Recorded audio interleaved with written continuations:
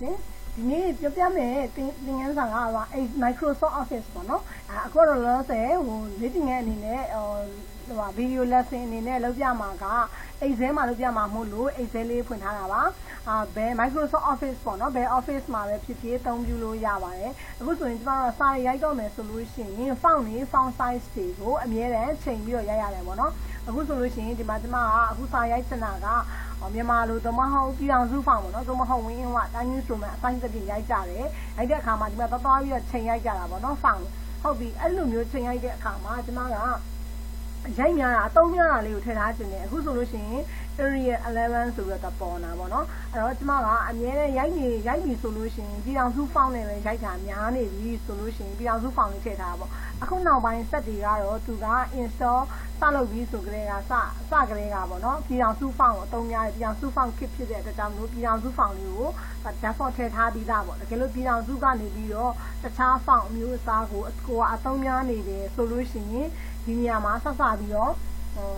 application ကိုဖွင့်လိုက်ပြီးဆိုကြတဲ့ကအဲ့ဒီကိုသုံးတဲ့ font လေးကိုပဲ default အနေနဲ့ size ကလေးကိုလည်းအဲ့ဒီ default အနေနဲ့ထားတင်တယ်ဆိုရင်ဘယ်လိုပြောင်းမှာလဲเนาะအဲ့တော့ပြောင်းမယ်ဆိုလို့ရှိရင် file လေးကိုတွားလိုက်ပါမယ် file menu ကိုတွားလိုက်မယ်ပြီးရင် options ဆိုတာလေးကိုတစ်ချက်နှိပ်လိုက်ပါမယ်အောက်ဆုံးမှာ exit ရဲ့အပေါ်မှာ options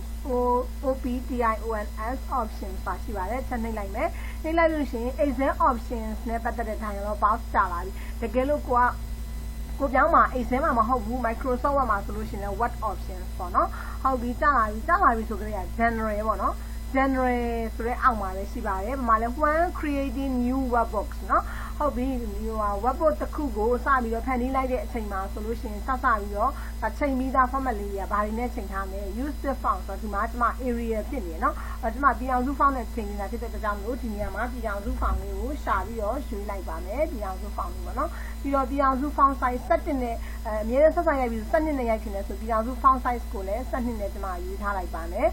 ပြီးတော့လို့ရှိရင်အခုပေါ့နော်ကျွန်တော်တို့ကပြည်အောင်စု font size လဲရွေးပြီးသွားပြီစနစ်ဆိုတဲ့ font ကလည်းပြည်အောင်စု size ကလည်းစနစ်ကိုရွေးပြီးသွားပြီဆိုလို့ရှိရင်เนาะ okay လေးကိုဆက်နှိပ်လိုက်ပါမယ်ဒါဆိုရင်တော့ဘာပြောလဲဆိုတော့ for your changes to the standard font to take effect เนาะကျွန်တော်တို့ standard အနေနဲ့ကိုတဲ့အခုပြောင်းလိုက်တဲ့ font ကိုရွေးလိုက်ပြီးတကယ်လို့အဲ့လိုပေါ့နော်တေချာသွားပြီဆိုလို့ရှိရင်ခဏထွက်လိုက်ပေါ့နော်ထွက်ကြည့်လိုက်ပေါ့ဟုတ်ပြီအဲ့လိုဆိုတော့ကျွန်တော် Excel ကိုခဏပိတ်လိုက်เนาะပိတ်လိုက်မယ်ပိတ်သွားပြီးဆိုလို့ရှိရင်ကျွန်မပြီးတော့မှ Excel ကိုပြန်ပြီးတော့ဖွင့်ကြည့်လိုက်မယ်ဒါတော့ပြဖွင့်လိုက်ပြီဆိုလို့ရှိရင် Excel မှာဒီပြည်အောင်စု font size 12နဲ့ပဲပြတော့မှာပါနောက်ပိုင်းဖွင့်သမျှတွေကိုပြည်အောင်စု font size 12တကယ်လို့မိတ်ဆွေတို့ကသုံးချင်တာကဝင်အင်းဝ font လေးနဲ့သုံးချင်တယ်ဆိုလို့ရှိရင်လည်းခုနကfile လေးကနေပြီးတော့ option လေးကနေ general အောက်က font ရွေးတဲ့နေရာမှာဝင်အင်းဝပေါ့နော်အစားချင်းကိုသုံးချင်တဲ့ font လေးကိုရွေးပြီးတော့ size လေးကိုရွေးပြီးတော့ okay လေးနှိပ်ထားရုံပါပဲ